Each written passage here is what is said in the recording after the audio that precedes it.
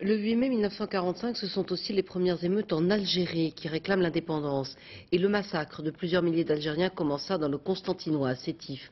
15 000 personnes s'étaient rassemblées pour célébrer la victoire avec, aux côtés du drapeau français, le drapeau algérien et des banderoles. Les autorités françaises demandèrent de retirer ces signes d'indépendance. C'est le début d'une bousculade qui vire à l'émeute. Au total, 20 000 morts algériens. Sétif, c'est sans doute le massacre qui débouchera 10 ans plus tard sur la guerre d'Algérie. Bernard Lebrun, Bruno Vignier.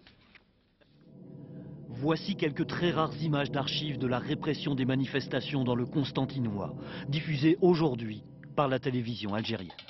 8 mai 1945, Messali Hadj, leader nationaliste, est emprisonné. Toute la région brandit le drapeau au croissant et à l'étoile. Les émeutes font une centaine de victimes parmi les Français, mais la répression sera d'une brutalité extrême, 15 à 20 000 morts algériens. Aux actualités cinématographiques, pas un mot des émeutes de Sétif.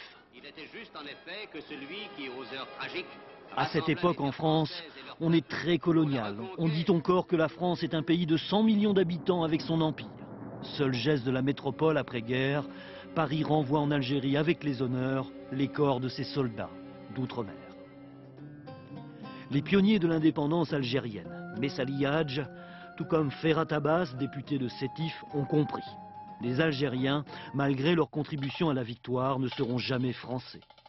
Alors grandit la revendication d'indépendance.